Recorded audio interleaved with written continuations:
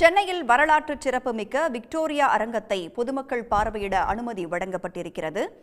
கூடுதல் விவரங்களோடு இணைகிறார் நமது செய்தியாளர் பிரபாகரன். பிரபாகரன், ஒரு நாளைக்கு எத்தனை பேர் அனுமதிக்கப்படுறாங்க? அனுமதி இலவசமா? ஆன்லைன் மூலமா அனுமதி பெற முடியுமா? என்ன விவரம்? நிச்சயமாக 135 ஆண்டுகால பழமையான சென்னை ரிப்பன் மாளிகை வளாகத்தில் இருக்கக்கூடிய விக்டோரியா பப்ளிக் ஹால் இன்று முதல் பொதுமக்களுடைய பார்வைக்கு திறந்து வைக்கப்பட்டிருக்கின்றது. இந்த வாரத்தில் முதலமைச்சரால் திறந்து வைக்கப்பட்டிருக்கக்கூடிய இந்த விக்டோரியா ஹால் என்பது சென்னையின் பல்வேறு வரலாற்று பதிவுகளை உள்ளடக்கியதாக இருக்கின்றது. நாம் பார்க்கின்றோம், இங்கு நீதி கட்சியுடைய வரலாறு தொடங்கி இங்கு கலை, இலக்கியம், இசை என பல்வேறு வரலாற்று நிகழ்வுகளில் இந்த விக்டோரியா ஹாலுடைய பங்கு என்ன என்பதை ஆவணப்படுத்தி இருக்கின்றார்கள். கிட்டத்தட்ட அதாவது ஒரு 1990களில் சிதலமடைந்திருந்த இந்த விக்டோரியா ஹால் என்பது பல்வேறு நடவடிக்கைகளுக்கு பின்பாக கிட்டத்தட்ட 36 கோடி ரூபாய் செலவில் மறு புனரமைப்பு செய்யப்பட்டிருக்கின்றது. மிக முக்கியமாக இந்தோ சாராசெனிக் இந்த கட்டிடக்கலையின் கீழ் கட்டப்பட்டிருக்கக்கூடிய இந்த கட்டிடம் என்பது அதனுடைய கலைத்தன்மை மாறாமல் மீண்டும் புதுப்பொலிவு பெற்றிருக்கின்றது. மக்கள் ஆர்வமுடன் வந்து பார்த்து செல்கின்றார்கள். சென்ட்ரலிலிருந்து சென்ட்ரல் கட்டிடத்திற்கும் அதே போல ரிப்பன் மாளிகைக்கும் இடையே இருக்கக்கூடிய இந்த கட்டிடத்தை பல ஆண்டுகளாக இங்கே இருக்கக்கூடிய சென்னை மக்கள் இந்த சாலையில் செல்லும் போது பார்த்திருக்க முடியும். ஆனால் இந்த வரலாற்று சிறப்புமிக்க நடவடிக்கைகள், தருணங்கள் எங்கு நிகழ்ந்தன, இதனுடைய வரலாற்று சிறப்பு என்ன என்பதை ஒரு ஆவணப்படுத்தியிருப்பது மிகவும் பார்க்கக்கூடிய பொதுமக்களுக்கு மிகவும் ஆச்சரியம் தரக்கூடியதாக இருக்கின்றது. மிக முக்கியமாக இந்த கட்டிடத்தை கிட்டத்தட்ட 135 ஆண்டுகால பழமையான இந்த கட்டிடத்தை புதுப்பிக்கும் பொழுது அதனுடைய உறுதித்தன்மையையும் கூடுதலாக வைக்கும் வகையில் கூடுதலாக இரும்பு ராடுகள் பொருத்தப்பட்டு இதனுடைய பணிகள் என்பது முடிக்கப்பட்டிருக்கின்றது. 2 தளங்கள் கொண்டதாக இருக்கின்றது. கீழே இருக்கக்கூடிய தளம் அதே போல மேலே இருக்கக்கூடிய தளம் என 2 தளங்கள் இருக்கின்றது. மேலே இருக்கக்கூடிய தளம் முழுவதுமாக அரங்கமாக சுமார் ஒரு 600 பேர் அமரும் வகையில் அந்த காலத்தில் அது கட்டப்பட்டிருக்கின்றது. தற்போது அதனை முழுமையாக புனரமைத்து பழைய நிலைமையில் இருந்தபடியே முழுமையாக புனரமைக்கப்பட்டிருக்கின்றது. மரச்சேர்கள் தொடங்கி அங்கு இருக்கக்கூடிய அந்த அரங்கம் என மேடை என அனைத்தும் முழுமையாக மாற்றப்பட்டிருக்கின்றது. இந்த விக்டோரியா ஹால் இந்த புனரமைப்பு பணிகள் என்பது எந்த அளவுக்கு ஒரு தொழில்நுட்ப வாய்ந்ததாக இருக்கின்றது என்பதை காட்டும் விதமாக 90களிலிருந்து 2025 வரை இந்த புனரமைப்பு பணிகளை காட்சிப்படுத்தும் விதமாக இந்த ஒரு அரங்கு என்பது வைக்கப்பட்டிருக்கின்றது. மிக முக்கியமாக நீதி கட்சி தோற்றம், அதே போல பேச்சாளர்கள், தமிழ் சினிமாவுடைய வளர்ச்சி, அதில் விக்டோரியா ஹாலுடைய பங்கு, நாடகம், இசை, அதே போல விளையாட்டுத் துறையில் இந்தியா சார்பில் ஒலிம்பிக்கில் கலந்து கொண்டு பங்கு பெற்ற தமிழர்கள், சென்னை மாகாணத்தைச் சேர்ந்தவர்களுடைய பங்களிப்பு என்ன என்பது தொடர்பாக ஒரு விரிவான ஒரு காட்சிப்படுத்தல் என்பது வைக்கப்பட்டிருக்கின்றது. அதாவது சுவாமி விவேகானந்தர் இங்கே வந்திருக்கின்றார். அதே போல காந்தி உரை நிகழ்த்தப்பட்டிருக்கின்றது. அண்ணா தன்னுடைய முதல் நாடகத்தை இங்கு நடத்தியிருக்கின்றார்.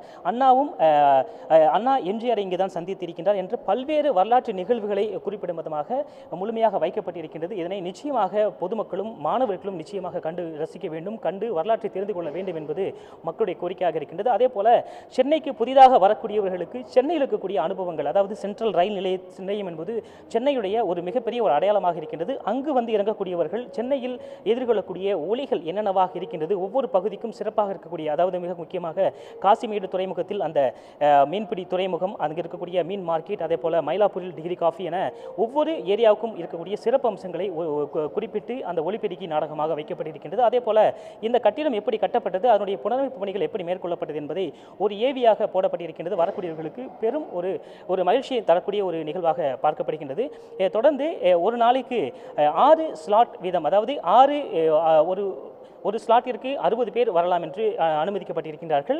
மொத்தம் ஒரு நாளைக்கு 6 ஸ்லாட் முழுமையாக சென்னை மாநகராட்சியுடைய இணையதளம் வாயிலாக முன்பதிவு செய்து மட்டுமே வர முடியும் என்று கூறப்பட்டிருக்கின்றது. தற்பொழுது வரை மாணவர்களும் சரி, குடும்பமாக இந்த அரையாண்டு விடுமுறையை முழுவதுமாக குடும்பத்துடன் ஒரு பயனுள்ள வழியில் கழிக்கக்கூடிய வழியாக பலரும் இங்கு வந்து செல்லக்கூடிய ஒரு காட்சியை நாம் பார்க்க முடிகின்றது. இசைக்கருவிகள், ஏதாவது பழங்கால இசை தொடங்கி தற்காலம் வரை இருக்கக்கூடிய அனைத்து இசை கருவிகளையும் முழுமையாக ஆவணப்படுத்தப்பட்டிருக்கின்றது. இது மிகவும் ஒரு முக்கியத்துவம் வாய்ந்ததாக பார்க்கப்படுகின்றது. கலை, இலக்கியம், விளையாட்டு, அரசியல் என அனைத்து தரப்புகளையும் ஒருங்கிணைக்கும் வகையில் இந்த விக்டோரியா ஹால் என்பது அதனுடைய கலைத்தன்மை மாறாமல் முழுமையாக புதுப்பிக்கப்பட்டிருக்கின்றது. அனைவருடைய ஒரு வரவேற்பை பெற்றிருக்கின்றது. முதல் நாளாக இருந்தாலும் மக்கள் ஆர்வத்துடன் முன்பதிவு செய்து இந்த விடுமுறையை குடும்பத்துடன் ஒரு பயனுள்ள வகையில் கழிக்கக்கூடிய வகையில் இங்கு வந்திருக்கின்றார்கள். பலரும் வந்து இங்கு இருக்கக்கூடிய வழிகாட்டிகளிடம் இது என்ன மாதிரியான ஒரு நிகழ்வு, எப்படி இருக்கின்றது என்பதை தொடர்ச்சியாக கேட்டிருந்து வருகின்றார்கள். இங்கு இருக்கக்கூடிய படிகள் தொடங்கி மேலே இருக்கக்கூடிய கூரை வரை அனைத்தும் அதனுடைய பழமைத்தன்மை, அதனுடைய கலைத்தன்மை மாறாமல் முழுமையாக புதுப்பிக்கக்கூடிய பணி என்பது முடிந்திருக்கின்றது. தற்பொழுது இன்று முதல் பொதுமக்கள் வர தொடங்கியிருக்கின்றார்கள். வரக்கூடிய பொதுமக்களுக்கு இந்த ஆடியோ வீடியோ விஷுவல்ஸ் என்பது ஏவி விஷுவல்ஸ் வந்து காட்டப்படுகின்றது.